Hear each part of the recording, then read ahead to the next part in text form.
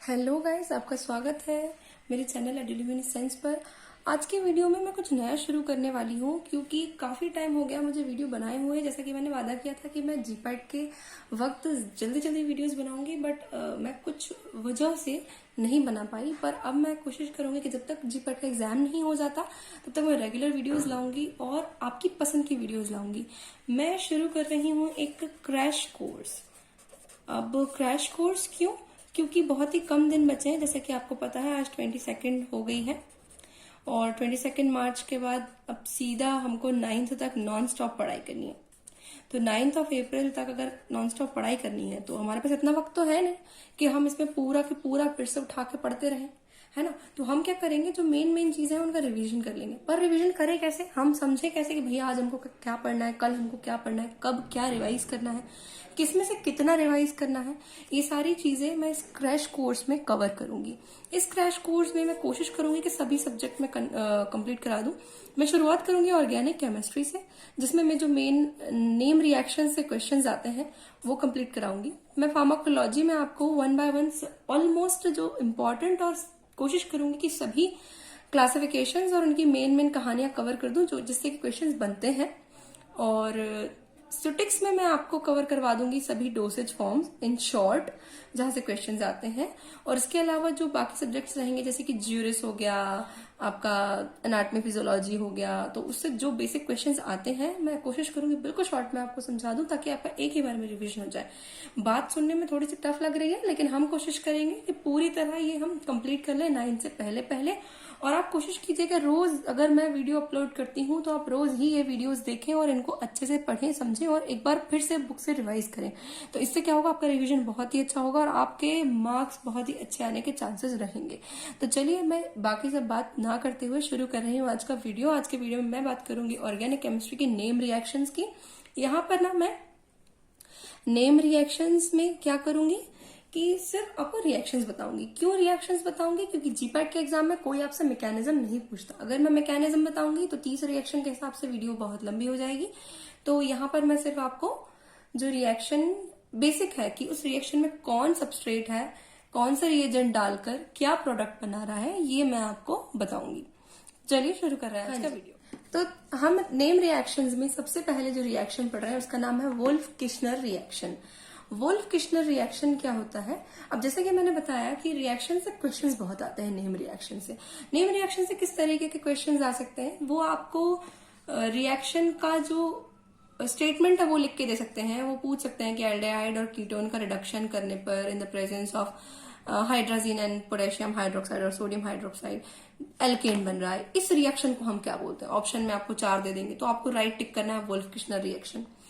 अगर ऐसा नहीं पूछा उन्होंने तो मे बी वो आपको इस तरीके से रिएक्शन लिख के दे देंगे, फिर पूछ लेंगे। कभी कभी ऐसा भी हो जाता है कि उसमें से कुछ चीजें गायब कर देते हैं और फिर आपको पूछते हैं मिसिंग जो है वो क्या है, या इनका कोई एग्जाम्पल दे देते हैं। तो कुल मिला के आपको नाम से रिएक्शन पता होना चाहिए कि वुल्फ किश्नर रिएक्शन क्या है, उसमें किसका क्या हो रहा है, ये सब आपको पता होना चाहिए। तो अब मैं शुरू कर रही हूँ। तो फर्स्ट रिएक्शन जो है वुल्फ किश्नर रिएक्शन है। ये वुल्फ किश्नर रिएक्शन होता क्या है? इसमें होता है reduction. It is a reduction reaction of aldehyde और कीटोन इनटू एल्केन्स। मतलब एल्डिहाइड या कीटोन जो कि कार्बोक्सिल कंपाउंड्स हैं, कार्बोनल कंपाउंड्स हैं, इन कार्बोनल कंपाउंड्स का रिडक्शन करने पर ये एल्केन फॉर्म करते हैं। ये वुल्फ किश्नर रिएक्शन है। पर कंडीशन क्या है यहाँ पर कि आपको एज रिएजेंट यहाँ पे कौन लेना है? हाइड्राजीन लेना है और पोटेशियम हाइड्रोक्साइड यानी कि एक बेस लेना है। तो रिएक्शन में क्या होता है समझ लीजिए, आपका कार्बोनल कंपाउंड है, ये मैं उसका जो जनरल फॉर्मूला है वो लिख रही हूँ। तो ये कार्बोनल कंपाउंड है, इन दोनों के प्रेजेंस में ये क्या फॉर्म कर रहा है? अब क्योंकि हमने बोला रिडक्शन का मतलब क्या होता है?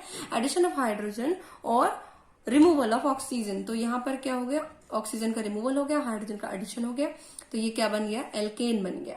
क्या हम इसको किसी एग्जाम्पल के साथ करके देखें? देखते हैं। ये देखिए एसीटोन, ये एसीटोन है CH3CO CH3, ठीक है। इसको हमने हाइड्राजीन और पोटेशियम हाइड्रोक्साइड के प्रेजेंस में क्या किया? ट्रीट किया इनके साथ में। तो इनके साथ में ट्रीट करने पर क्या हुआ? इसका ऑक्सीजन जो है वो यहाँ से रिमूव हो गया और हाइड्रोजन यहाँ पर जुड़ गया। तो क्या बन गया? ये 1 2 3, तो प्रोपेन बन गया। तो ये है पूरी रिएक्शन कौन सी, वोल्फ किश्नर रिएक्शन। अब जिन जिन को लगता है कि अरे मैम आप तो मैकेनिज्म पढ़ाई ही नहीं रही हैं, आपको तो मैकेनिज्म पढ़ानी चाहिए, तो मुझे कमेंट करके बता दीजिएगा, हम डिटेल में मैकेनिज्म अलग से पढ़ लेंगे। बट ये है कि वो थोड़ा टाइम कंज्यूमिंग होगी, तो उसमें ऐसा नहीं कर सकते हम कि हम एक ही में बहुत सारी रिएक्शंस कवर करने, फिर हमको कम कम करनी पड़ेगी, ठीक है। तो यहाँ पे सिर्फ रिएक्शन, ताकि आपको नाम से याद हो जाए। अच्छा, अगर आपको उसको याद करना है, मान लो आपको नहीं याद हो रहा कि वोल्फ किश्नर रिएक्शन कैसे याद करेंगे, तो आप ऐसे याद करिए कि किश्नर के लास्ट में क्या है, आर है ना। तो अगर यहाँ पर आर है तो हम ऐसे याद कर सकते हैं कि जो आर है, आर का मतलब हुआ रिडक्शन, ठीक है। रिडक्शन हुआ किसका, ये यहां से हम याद कर सकते हैं क्या हुआ, रिडक्शन। अब ये मेरी पेंसिल भी काम नहीं कर रही है, रिडक्शन हो गया। इस तरीके से ना आप लिख सकते हो। और अगर आपको याद करना है कि रिडक्शन जो हुआ है वो किसके प्रेजेंस में हुआ, तो एच है, तो आप याद रखो यहाँ से हाइड्राजीन के प्रेजेंस में हुआ। तो ये 2-3 चीजें आप याद रख लोगे ना, तो आपको पूरी कहानी याद हो जाएगी। या के है तो के से आप कीटोन याद रख सकते हो। मतलब कुल मिला के आपको अपने लिए मेहनत करनी है, आपको याद रखना है। आप कैसे याद रखते हो आप पर डिपेंड करता है। इसी से आप कुछ बना सकते हो नाम, ठीक। या एल है तो इससे आप एल्डिहाइड बना सकते हो, ठीक। अब आपको याद हो गया कि एल्डिहाइड कीटोन का reduction in the presence of hydrogen, very simple, ठीक है। हो गया ना याद। तो आपको क्या याद रखना है कि वोल्फ किश्नर के एल से आ गया आपका एल्डिहाइड। आई होप मैं ये पेंसिल से लिख रही हूँ बट आपको दिख रहा होगा, क्योंकि मैं क्या अपने नोट्स खराब करना पसंद नहीं करती। के से आपका कीटोन हो गया, और एच से आ गया आपका हाइड्राजीन, और आर से हो गया आपका रिडक्शन, ठीक। तो ये सब चीजें आप लिख लीजिए, इससे आपको जल्द से याद हो जाएगा। आई होप ये तो आपको याद हो ही गया होगा। अब हम दूसरी रिएक्शन की तरफ बढ़ते हैं। हमारी दूसरी रिएक्शन है Clemmensen reduction reaction. Clemmensen reduction reaction क्या होता है, it is also a reduction reaction of aldehyde और ketone into alkane, but conditions change हो गई। अब यहाँ पर कंडीशंस क्यों चेंज हो गई यहाँ पे, क्योंकि वहां पर आप ले रहे थे हाइड्रोजन और पोटेशियम हाइड्रोक्साइड, यहाँ पर आप बेस नहीं ले रहे हो, यहाँ पर आप एक एसिड ले रहे हो, और यहाँ पे आप ले रहे हो जिंक अमलगम, ठीक है, ZnHg। तो यहाँ पर आपने क्या किया, कहानी बदल दिया, आपने रिएजेंट्स बदल दिए, बाकी पूरी कहानी सेम रही। ये आपका कार्बोनल कंपाउंड एल्डिहाइड और कीटोन कुछ भी, ठीक है, किसके प्रेजेंस में, एक जिंक अमलगम और एक एसिड के प्रेजेंस में उन्होंने क्या किया, एल्केन फॉर्म कर लिया, ठीक। तो ये क्या बन गया आपका, ये हो गया क्लेमेंसन रिडक्शन रिएक्शन। इसको अगर मैं किसी एग्जाम्पल के साथ देखूं तो मान लीजिए एसीटोन ही ले लेते हैं हम, सिंपलेस्ट एग्जाम्पल। ये एसीटोन है, एसीटोन ने जिंक अमलगम और HCl के प्रेजेंस में क्या किया, ये वाली जो मोएटी है इसको रिमूव कर दिया, और यहाँ पर क्या ऐड हो गया, H2 ऐड हो गया। तो ये फिर क्या बन गया, प्रोपेन बन गया। ये इसका रिडक्शन हो गया। तो वोल्फ किश्नर और क्लेमेंसन रिडक्शन रिएक्शन दोनों एक ही जैसी हैं, दोनों में ही एल्डिहाइड कीटोन का रिडक्शन होके एल्केन्स बन रहा है। But what is the difference between them, इनका डिफरेंस ये है कि जो आपकी वोल्फ किश्नर है वहां पे हाइड्राजीन यानी कि NH2 यूज हो रहा है, उसके साथ में KOH यूज हो रहा है। लेकिन जो आपका क्लेमेंसन है उसके अंदर जिंक अमलगम के साथ में HCl यानी कि एसिड यूज हो रहा है। ये मेजर इनका डिफरेंस है, मेन यही डिफरेंस है। तो ये आपको बहुत अच्छे से याद रखना है, क्या पता वो यही पूछ ले। तो नेक्स्ट क्या है, कैनिजारो रिएक्शन। अब कैनिजारो रिएक्शन कैसा है कि आपके 2020 के सिलेबस में कैनिजारो रिएक्शन नहीं दी हुई है, लेकिन ये पहले के एग्जाम्स में आई हुई है, तो इसलिए मैं बता रही हूँ। छोटी सी रिएक्शन है, पढ़ लीजिए, कोई वक्त नहीं जा रहा है, 5 मिनट में आपको पूरी रिएक्शन याद हो जाएगी, ठीक। कैनिजारो रिएक्शन भी एल्डिहाइड्स की ही रिएक्शन है, बट कौन से aldehydes, aldehydes which do not have alpha hydrogen show Cannizzaro reaction. यहाँ मैंने डबल एन नहीं लिखा, प्लीज आप लोग इसको सही कर लीजिएगा, डबल एन लिख लीजिएगा। जैसे कि कौन सा, फॉर्मेल्डिहाइड और बेंजाल्डिहाइड। अब समझते हैं इस बात का मतलब क्या है। Aldehydes which do not have alpha hydrogen, यानी ऐसे एल्डिहाइड जिसमें अल्फा हाइड्रोजन नहीं होता है, उनमें ही ये रिएक्शन होगी। अब कौन से एल्डिहाइड होते हैं जिसमें अल्फा हाइड्रोजन नहीं होता, देखो ये aldehyde group CHO, I hope आपको दिख रहा होगा, ठीक है। मैं इसको थोड़ा सा बड़ा कर देती हूँ, नहीं हो पा रहा, छोड़िए। तो फंक्शनल ग्रुप के बगल में जो कार्बन होता है वो अल्फा कार्बन, उसके बगल में जो होगा वो बीटा कार्बन, ठीक। हमने बोला कि ऐसे एल्डिहाइड जिसमें अल्फा हाइड्रोजन ना हो, अल्फा कार्बन से जुड़ा hydrogen alpha hydrogen, very simple, ठीक है। तो ये हो गया अल्फा हाइड्रोजन। तो ऐसे कंपाउंड जिसमें अल्फा हाइड्रोजन ना हो, अगर आप गौर से देखो यहाँ ये HCHO, यहाँ पर अल्फा कार्बन ही नहीं है, तो अल्फा हाइड्रोजन की गुंजाइश ही नहीं है। तो ये वाला जो कंपाउंड है ये डेफिनेटली क्या शो करेगा, कैनिजारो रिएक्शन शो करेगा, और इसके अलावा बेंजाल्डिहाइड भी शो करेगा। अब कैनिज़ारो रिएक्शन में होता क्या है, अच्छा मेरे बैकग्राउंड से ना कुछ आवाजें आ सकती हैं ड्रिल मशीन वगैरह की, क्योंकि बाजू में कंस्ट्रक्शन चल रहा है और वो मैं रोक नहीं सकती, इसलिए प्लीज थोड़ा सा एडजस्ट कर लीजिएगा। अब ये जो रिएक्शन है इसमें होता क्या है, इसमें ना फॉर्मेल्डिहाइड के दो मॉलिक्यूल्स आपस में रिएक्ट कर रहे हैं, किसके साथ में, कॉन्सेंट्रेटेड KOH यानी कि पोटेशियम हाइड्रोक्साइड के साथ, और यहां पर हम हीट भी अप्लाई कर रहे हैं, ठीक है, याद रखिएगा। तो उससे होता क्या है कि फॉर्मेल्डिहाइड के 2 मोल्स थे ना, तो एक मॉलिक्यूल ने ऑक्सीडेशन किया तो ऑक्सीडाइज्ड प्रोडक्ट बनाया, एक मॉलिक्यूल ने रिडक्शन किया तो रिड्यूस्ड प्रोडक्ट बनाया। तो ऐसी रिएक्शंस जिनके अंदर सेम मॉलिक्यूल का ऑक्सीडेशन भी हो और रिडक्शन भी हो, उनको हम क्या कहते हैं, डिस्प्रपोर्शन रिएक्शंस, ठीक। तो इसके अंदर क्या हो रहा है, ये फॉर्मेल्डिहाइड है, इस फॉर्मेल्डिहाइड के एक मॉलिक्यूल का हम ऑक्सीडेशन कर देते हैं, तो ऑक्सीडेशन करने पे क्या बनता है, सपोज CHO, ये एल्डिहाइड है, हमने इसका ऑक्सीडेशन किया तो इसमें क्या जुड़ जाएगा, ये CHO है, ये COOH हो जाएगा, एसिड हो जाएगा। इसी तरह अगर हम CHO इस एल्डिहाइड का रिडक्शन करें तो रिडक्शन करने पे क्या होगा, इसका अल्कोहल बन जाएगा, ठीक है। तो यहां पर यही हुआ, एक मॉलिक्यूल का हमने क्या कर दिया, ऑक्सीडेशन कर दिया, जिसकी वजह से कार्बोक्सिलिक एसिड बनना चाहिए था, पर यहाँ K था तो यहाँ पे कार्बोक्सिलिक एसिड का सॉल्ट बन गया, और दूसरा क्या बन गया, अल्कोहल बन गया, कौन सा, मिथाइल अल्कोहल। तो ये कौन सी रिएक्शन हो गई, कैनिज़ारो रिएक्शन। ये उतनी इंपॉर्टेंट नहीं है क्योंकि सिलेबस में नहीं दी है, लेकिन ये पहले कभी आई हुई है तो इसलिए मुझे यहाँ पे इसको इंक्लूड करना पड़ा। नेक्स्ट है एल्डोल कंडेंसेशन। एल्डोल कंडेंसेशन क्या होता है, aldehydes and ketones having alpha hydrogen show aldol condensation. जैसा ऊपर था ना, ऊपर क्या था कि ऐसे एल्डिहाइड्स जिसके पास अल्फा हाइड्रोजन नहीं होता वो ही कैनिज़ारो रिएक्शन शो करते हैं। अच्छा, ये छोटे छोटे पॉइंट्स ना हमको याद रखने पड़ेंगे, क्योंकि अगर ये पॉइंट्स हम याद नहीं रखेंगे तो मे भी हमसे इसी टाइप के पॉइंट्स पूछ लिए जाए, तो हमको आने चाहिए ना ये वाले पॉइंट्स। अब यहाँ भले मैं मैकेनिज्म नहीं बता रही हूँ, पर ऐसी छोटी छोटी चीजें बता रही हूँ जिनसे कि आपको कहानी याद रहे, ठीक है। तो एल्डोल कंडेंसेशन क्या होता है कि वह ऐसे एल्डिहाइड या कीटोन जिनके अंदर अल्फा हाइड्रोजन होता हो वही एल्डोल कंडेंसेशन शो करते हैं। जैसे एग्जांपल के तौर पे हम यहाँ पे एसिटाल्डिहाइड ले रहे हैं। एसिटाल्डिहाइड क्या है, CH3CHO।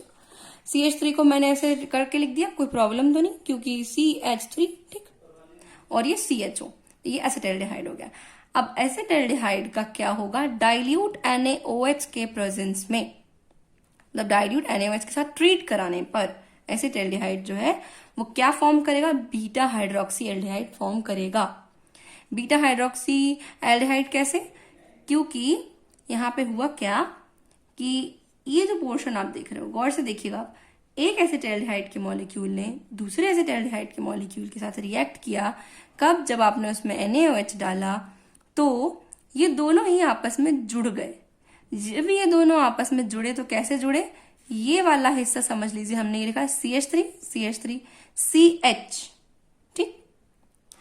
अब इसका ये जो पूरा हिस्सा है वो हमने यहां लिख दिया।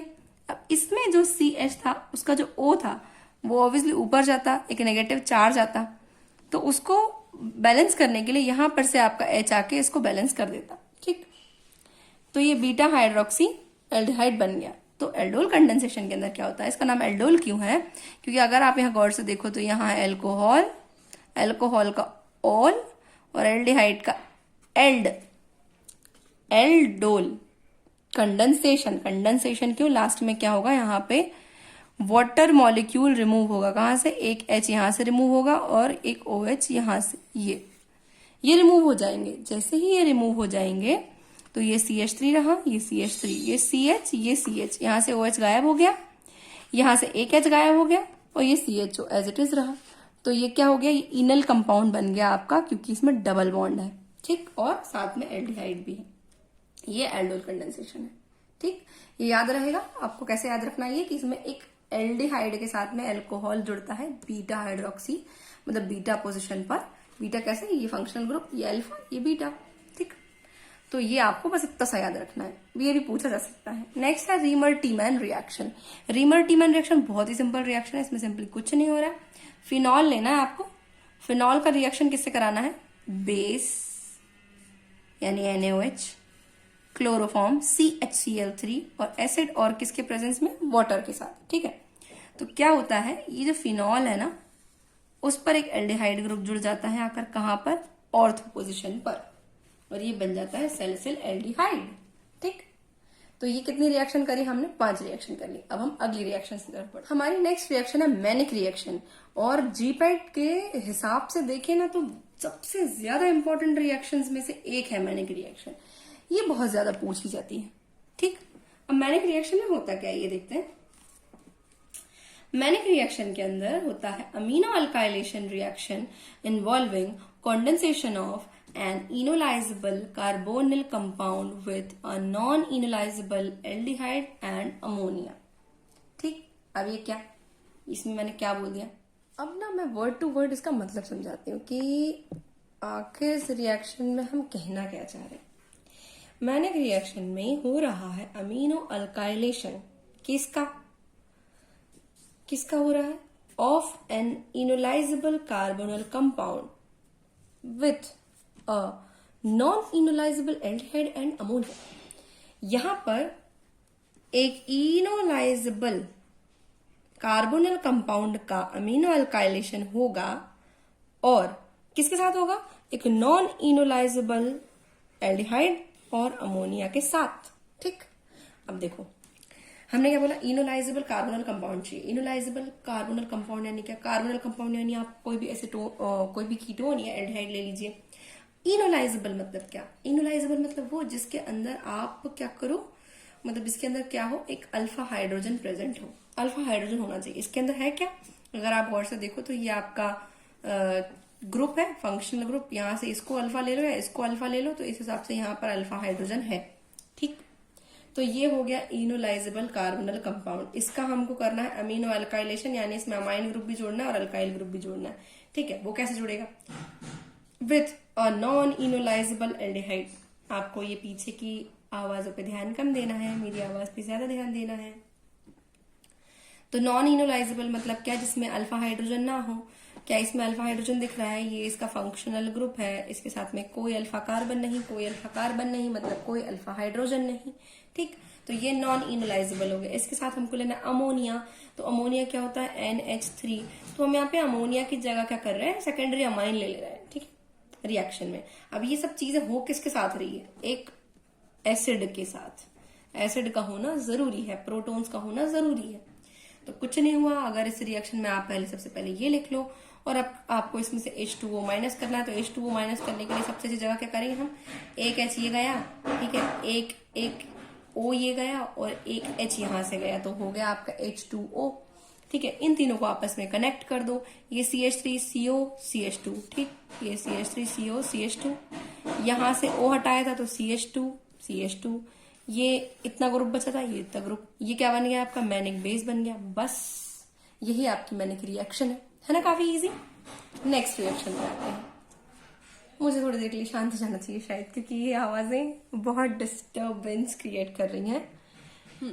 पिनेकोलोन रिएक्शन, ये भी जीपैट के हिसाब से बड़ी ही जरूरी रिएक्शन है। ये जरूर आती है क्वेश्चंस में और काफी इजी है। मतलब आपको एक कंपाउंड की शक्ल ही याद रखनी है।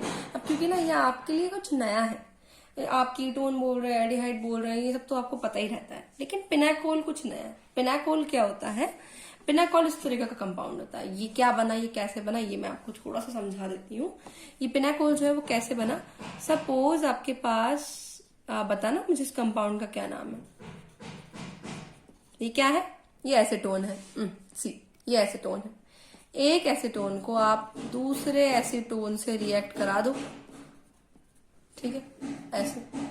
जब ये दोनों रिएक्ट करेंगे ना आपस में, तो क्या होगा? ये और ये आपस में जुड़ जाएंगे, बॉन्ड फॉर्म कर लेंगे। तो यहां से ये O ऊपर चला जाएगा, ये ऊपर चला जाएगा, लेकिन वैलेंसी इनकम्प्लीट रहेगी, तो इनको सेटिस्फाई करने के लिए यहाँ पे हाइड्रोजन ऐड हो जाएगा। तो ये जो बनने वाला कंपाउंड होगा उसको हम कहेंगे पिनेकोल। ये एक तरीके का डायोल है, ठीक, ये बन गया। अब इसको क्या करना है? आपको इसकी रिएक्शन करानी है। पिनेकोल से पिनेकोलोन बनाना है। उसके नाम में ही उसका रिएक्शन छुपा हुआ है। पिनेकोल पिनेकोलोन रिएक्शन, यानी ओन यानी आपको कीटोन डबल बॉन्ड O जोड़ना है इस वाले कंपाउंड में। वो हम कैसे जोड़ेंगे? तो पिनेकोल एक स्ट्रॉन्ग एसिड के प्रेजेंस में पिनेकोलोन बनाएगा। तो इसमें सिंपली कुछ नहीं होगा, ये एक ग्रुप जो रहेगा ना, वो ग्रुप उठ के सेकेंड वाले कार्बन पे जाके अटैच हो जाएगा। जैसे कि आपने देखा यहाँ 2 CH3 है, एक यहाँ चला गया, तो इसके पास 3 हो गए और यहाँ वैलेंसी इनकम्प्लीट हो गई। तो जो O है वो कैसे सेटिस्फाई हुआ? वो डबल बॉन्ड फॉर्म करके, और यही डबल बॉन्ड आपको बनाना था, पिनेकोलोन बनाना था। तो ये जो बनने वाला स्ट्रक्चर है पिनेकोलोन हो गया। बस, बहुत सिंपल। हॉफमैन्स रीअरेंजमेंट रिएक्शन, ये भी जीपैट के हिसाब से बड़ी ही जरूरी रिएक्शन है, जो कि आपको अच्छे से रट्टा मार लेनी है। इसमें क्या हो रहा है? Conversion of a primary amide to a primary amine with fewer carbon atom. Okay, इसमें क्या हो रहा है? सिंपली कन्वर्जन हो रहा है किसका? प्राइमरी अमाइड का इनटू प्राइमरी अमाइन, है ना। और वो भी कैसा? एक कार्बन, एक कम कार्बन के साथ। कैसे? देखते हैं। अमाइड क्या होता है? RCONH2, ये अमाइड होता है। ठीक है, यहाँ पे हमने अमाइड लिखा है पूरा ओपन करके, ये RCONH2 अमाइड हो गया। अमाइड ने रिएक्शन किया कब? एक बेस के साथ और ब्रोमीन के प्रेजेंस में। ठीक है, तो ये जो रिएक्शन हुआ, इस रिएक्शन में क्या हुआ कि कुछ इस तरीके का फॉर्म हो गया स्ट्रक्चर, इंटरमीडिएट कुछ इस तरीके का फॉर्म हो गया। ठीक, ये जो है यहाँ पर आ गया और ये यहाँ पर चला गया। ठीक, अब इस रिएक्शन के बाद में क्या हुआ? जब ये इसके पास में आ गया तो इसमें से H2O और कार्बन डाइऑक्साइड ने रिएक्ट किया, कार्बन डाइऑक्साइड रिलीज हुआ, तो जो फाइनल स्ट्रक्चर बना हुआ आपका क्या बना? अमाइन बना। तो क्योंकि आपके ये भी चला गया, ये भी चला गया, तो एक कार्बन कम हो गया। तो अगर आप गौर से देखो, जब रिएक्शन यहाँ पे होती है, सपोज यहाँ पे 2, इस R की जगह हमने C2H5 रख लिया, तो 2 कार्बन यहाँ, एक यहाँ, 3 कार्बन थे। ये 3 कार्बन जब लास्ट में हम यहाँ पे गए, तो क्योंकि C2H5 था तो यहाँ पे भी C2H5 ही होगा, तो ये 2 ही बचे। तो क्या हमने बोला था कि अमाइड से अमाइन तो बन रहा है, लेकिन एक कार्बन आपका कम हो जाएगा, तो हो गया ना, यहाँ 3 थे, यहाँ 2 बचे। तो यही क्या है? आपका हॉफमैन्स रीअरेंजमेंट है। ठीक है, हॉफमैन्स रीअरेंजमेंट ज्यादातर कैसे आता है? वो आपको स्टेटमेंट दे देते हैं, आपको पहचानना रहता है ये रिएक्शन क्या है, बस। नेक्स्ट है बेयर विलेजर रीअरेंजमेंट रिएक्शन। अब ये तो सिलेबस में दी हुई है, ये तो पढ़ना पड़ेगी, है ना। इसमें क्या है? Formation of ester from ketone और lactone from a cyclic ketone using peroxy acids और पर ऑक्साइड्स एज ऑक्सीडेंट। समझ आया? नहीं आया? चलिए एक बार फिर से एक्सप्लेन करती हूँ। Formation of ester from ketone, मतलब कीटोन से ईस्टर्स बन रहे हैं, और साइक्लिक कीटोन से लैक्टोन्स बन रहे हैं। किसके प्रेजेंस में? परऑक्सी एसिड्स के या परऑक्साइड्स के प्रेजेंस में। तो ये होता कैसे है? अगर मान लो ये कीटोन है, कीटोन को आपको ऑक्सीडाइज करना है। आप कीटोन को ऑक्सीडाइज आप कैसे भी कर सकते हो, है ना, कि आपने क्या किया कि कोई ऑक्सीडाइजिंग एजेंट ले लिया और उसको ऑक्सीडाइज कर दिया। पर कुछ स्पेसिफिक ऑक्सीडाइजिंग एजेंट्स होते हैं, जैसे कि परऑक्सी एसिड्स हो गए, परऑक्साइड्स हो गए, उनके प्रेजेंस में ना कहानी अलग रहेगी। तो उन्हीं की कहानी हम बात कर रहे हैं। ये बेयर्स विलेजर रीअरेंजमेंट में हो रहा है। ये कीटोन है, ठीक। ये कीटोन परऑक्सी एसिड या परऑक्साइड के प्रेजेंस में क्या करेगा? कन्वर्ट हो जाएगा। किसमें कन्वर्ट हो जाएगा? ईस्टर में। कैसे कन्वर्ट हुआ? ये R1 अपनी जगह पे रहा, CO अपनी जगह पे रहा, बस ये R2 जो है ना, इससे पहले एक O ऐड हो गया। ऑक्सीजन का एडिशन ही एक्चुअली क्या होता है? ऑक्सीडेशन होता है। तो यहाँ पे हमने ऑक्सीडेंट ही यूज करा है, ठीक है। फिर नेक्स्ट क्या है आपका? Cyclic ketone. दूसरी वाली बात जो मैंने लिखी है, इलेक्ट्रॉन फ्रॉम साइक्लिक कीटोन। ये साइक्लिक कीटोन है, साइकिल है, कीटोन है। ये भी सेम ऑक्सीडेंट के साथ रिएक्ट करेगा और एक बीच में ऑक्सीजन आ जाएगा, जैसे यहाँ पर आया था आपके कार्बोनल ग्रुप के जस्ट बगल में, बिल्कुल वैसा यहाँ पर होगा। ये रिंग क्या है? लेक्टोन रिंग है। और यहाँ पर अगर मैं पूछूं आपसे कि आपने ऑक्सीडेंट क्या इस्तेमाल किया है, हाँ, आपने ऑक्सीडेंट यहाँ पर इस्तेमाल कर लिया है कोई भी परऑक्सी एसिड्स, ठीक है। परऑक्सी एसिड कैसी रहेगी? जैसे कि सपोज इस तरीके का जो स्ट्रक्चर है, ये वाला, ये आपकी क्या होगी? परऑक्सी एसिड, ठीक है, जिसमें कि एक और ऑक्सीजन जुड़ा। और जो आपकी कार्बोक्सिलिक एसिड क्या होती है? COOH होती है। यहाँ पे C के साथ में 3 O आ गए ना, तो ये परऑक्सी हुआ ना। तो परऑक्सी एसिड हो गया। तो ये थी टोटल 9 रिएक्शन जो मैंने आपको अभी समझाई। तो ये था अभी आज का वीडियो। इस वीडियो में मैंने आपको बताई 9 रिएक्शंस। अगली कुछ रिएक्शंस मैं आपको नेक्स्ट वीडियो में बताऊंगी। नेक्स्ट वीडियो बहुत बहुत जल्द आएगी, डिले नहीं करूंगी। उस वीडियो के बाद आपको ऑर्गेनिक को से सीधा जंप करना रहेगा फार्माकोलॉजी और आपकी सोटेक्स, ठीक है। तो सोटेक्स और कोलॉजी पे जंप करेंगे हम। तो अगर आपको ये वीडियो पसंद आई हो तो लाइक कर दीजिएगा, मेरे चैनल को सब्सक्राइब कर दीजिएगा, क्योंकि क्रैश कोर्स हमको कंप्लीट करना है ना 9 तक पूरा। तो चैनल को सब्सक्राइब करना मत भूलना, और आपके जैसे और भी पढ़ने वाले दोस्त हो ना तो उनके साथ शेयर जरूर कर देना, ठीक। Thanks for watching.